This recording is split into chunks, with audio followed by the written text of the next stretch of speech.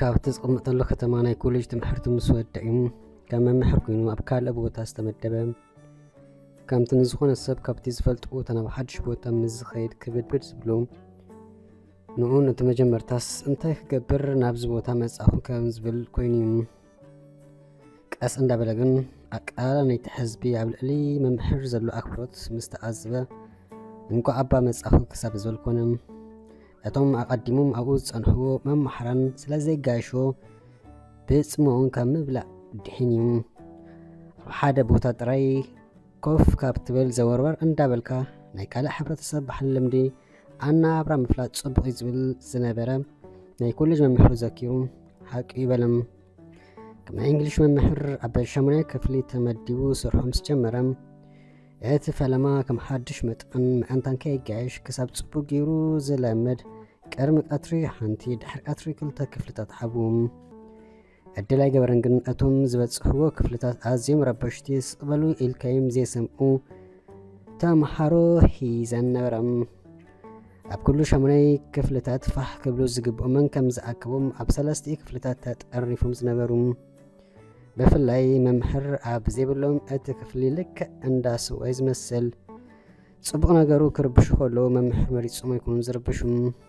ሓድሽ ይኹን ናይ ቀደም መንእሰይ ይኹን ኣረጊት ናብተን ክፍልታት ዘወር ዝበለ ገና ማዕጾ ክፍቲ ምስ ኣበለይ ብዘረባ ልቡ ዘጥፍኡሉ ንሱ እውን ቀዳሚቱ መዓልቲ ኣብታ ናይ ንግሆ ክፍለ ጊዜ እቱ ምስ በለም ቅድሚ ሕጂ ርኦሙ ስለ ዘይፈልጡ እቲ ክፍሊ ኩዕሶ እግሪ ስታድዮም ከም ዘይነበርም ኣማዚ ኢሉ ዘስምዕ ኮነም ኣይተዛረበን። ነቲ መጽሓፍ ኣብቲ ጣውላ ኣንቢሩ ስመይ ኤርምያስ ይበሃል ናይ እንግሊሽ መምህርኩም መጀመርታ መዓልቲ ነቶም ተምሃሮ ክትሕድሎም ወይ ከድሕሎም ኣለካ እምበር ፈሻሻኽ እንተ ብዝሒካሎም ክድንድኖ ኣይክእሎም ዝብል መጠንቀቕታ በፂሖ ስለ ዝነበርም ኣብ ክፍሊ ረበሻ ዝበሃል የለን ብሒም ትብሉ ግዳ በዚ ፊንስትራ ከንጥረኩም ኣነ ንስኻትኩም ዘራኽበና ትምህርቲ ከም መምህርን ተምሃራይ ተኸቢርና ክንከይድ ኣለና ኖ ክርብሽና ትብሉ እንትኾንኩም ግና እንዳበለ ዘይባሕርያቱ ሂዙ ክሕድዶም ጀመረ እምበር ንሱስ ወሪዱ ኢድካ የእቲ ከለኹማን ኣይናኸስን እዩ።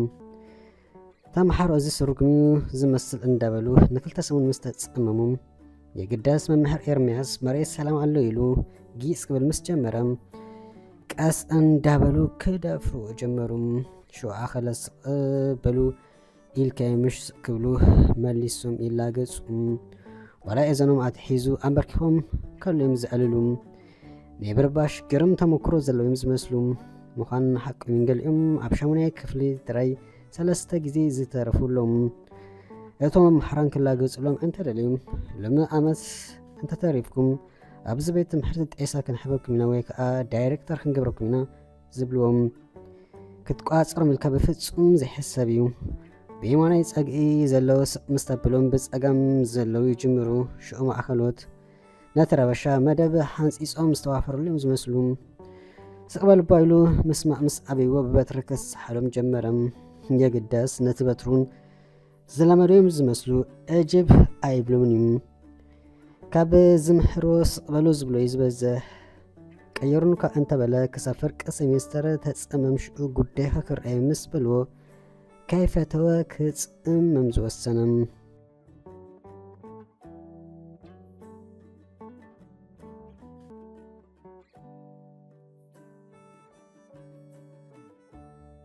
ሓደ ዝሐገሶ ነገር እንተሎ ግና እቶም ኣብ ውሽጢ ክፍሊ ዝርብሹ ተምሃሮ ብፍላይ እቶም ኣወዳት ኣብ ደገ ምስ ዝረኽቦ ብኣክብሮት ሰላም ይብልዎም።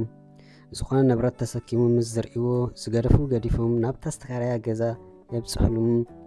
ኣብ ናይቲ ቤት ትምህርቲ እንዳሻሂ ክበልዕ ኢሉ ምስ ዝኣቱ ዋላ እውን ኣብ ደገ ሕሳብ ኣይከፍልን እዩ እምበርካ መን ከም ዝኸፈሎ ዘይፍለጥ ተኸፊልከ ስለ ዝበሃል ምክፋል ጥራሕ እውን ኣይኮነን ምሽ ናይ ሓደ ፓኒኖ ናይ 10 ተኸፊልከይ ኣብ ዝኸርካዮ ጊዜ ክትበልዖ ትኽእል ኢኻ ዝበሃል።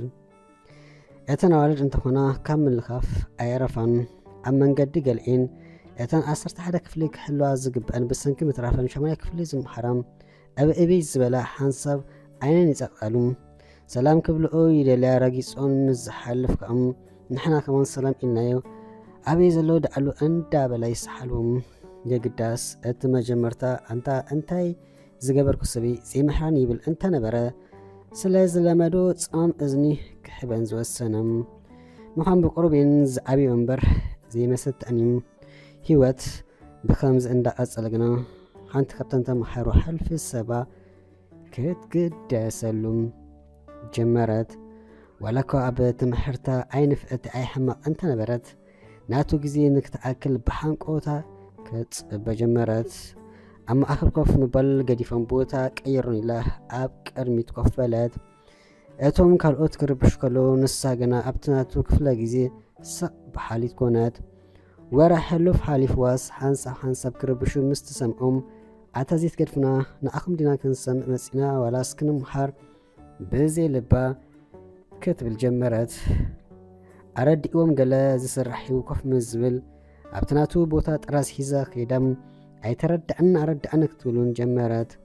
ንሱ ግና እዞም ክላስ ደኣ እንታይ ሓሲቦም ክልወጡ ጀሚሮም ካብ ምባል ሓሊፍ ዋላ ሓደ ትዕዝብቲ ኣሕደረን።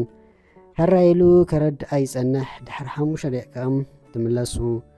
ዋላካ ገሊኦም ኣብተን ዝምሕረለን ክፍልታት ኣብ ትምህርቲ ዝግደሱ እንትኾኑ ከም ናታ ደጋጊሙ ዝሓቱ ስለ ዘይረኣየ ተገዳስነታ ክሐግሶ ጀመረም። እምበርካ ብዝተኻለ መጠን ፍልጠቱ ከካፍል ስለ ዝደሊ ክገልጽ ከሎ ካብ ትምህርቲ ንላዕሊ ኣድሕብኣ ኣብኣ ትገብር እንሓንሳብ እንታይ ከም ትገብር ዘላ ነብሳ ከማን ድንግርግር ይብለዩ። ብዝተኻለ መጠን ተመላኽያ ትጻቢኣ ክትመጽኣ ትፍትን ሓንሳብ ሊፕስቲክ ጌራ ክትመጽእ ከላ ዳይሬክተር ስለ ዝረኽባም ኣልግሲ ወይ ተመለሲ ስለ ዝብላ ካይፈቶ ጸራሪጋ ትኣቱም። እቲ ካልእ ዓይነት ትምህርቲ ብእንግሊሽ እንተዝቕየረላ ኣይምስ ጸልአት ነይሮም። ክምሕር ይጸንሕሞ ከም ገለ ኢሉ ናብኣ እንተጠሚቱ ዓይኒ ንዓይኒ ስለ ዝጋጮ ብሕፍረት ድንን ትብል። ንሱ ግን ከየስተባሃለላ ውራይ ምምሃሩ ይገብር። ድሕሪ ቀትሪ ስለ ትምሃር ምስ ተፈደሱ ካብ መሓዙታ ተፈልያ ደድሕሪ ክትከይድ ትደሊ። ምድላይ ጥራይ ግን ኣይኮነን ከማን ዝበዝሐ ግዜ ንሱ ከይረአያ ገዝኡ ኣብፂሓ ኣብ ፋናቱ ንገዝኣ ትምለስ። ሓደ ግዜ ሰዓት ፍዳስ ኣኺሉ ምስ ተፈደሱ ከም ኣመላ ክትጽበ ድሕሪ ምጽናሕ ደድሕሪኡ ክትከይድ ጸኒሓ ሎምስ ክዛረብ ኣለኒ ስለ ዝበለት እንዳጎየት ኣርኪባም ሰላምታ ድሕሪ ምልጋስ መእተዊ ዘረባ ስለ ዝጠፍኣ ክትብል ድሕሪ ምጽናሕ መምህር እታ ኣንተወይ ዝመሓርኩምናስ ብምልኡ ኣይተረድአን ደጊምኩም ደኣ ዘይተረድኡኒ ምስ በለት ተገዳስነታ እንዳገርሞም እሞ እንታይ ጸገም ኣሎ ጽባሕ ዘይረድኣክ እንዳበለም መለሰላ። ንሳስ ነቲ ትምህርቲ ዘይኮነ ኣብ ልዕልዩ ተገዳስነት ከም ዝሕደረት ኣበይልዎም። ኣብ መንጎ ዕላል ግና ምስ መንድኣ ትነብሩ ኢላ ምስ ሓተተት በይኑ ከም ዝነበር ምስ ሓበራም እሞ ገዛ ገለ ደኣ መን የለዓልኩም ምስ ሓተተት ደጊሞም በዓለይ ዝብል ሓፂር መልሲ ሓባም። ኣራይ መምሕር በዚ ገዛ ኢላ ተፋናያቶ ኸደት። የግዳስ ምስ ነፍሳ ክትዛረብ ጀመረት። ምስክናይ መምሕር ታካሎም ኢሎም በዓለዮም ገዞም ዘጻርዩ መግቦም ሰርሑ ኣንታ በዓለይ ደሞ ክሕግሶም እንዳበለት ካብ ሓልዮት ዝተልዓለ ዲብ ፈትወት በዝኣብኡ ልዕሊ መጠን እንዳሓሰበት ካይተረድኦም ገዝኣ በጽሐት።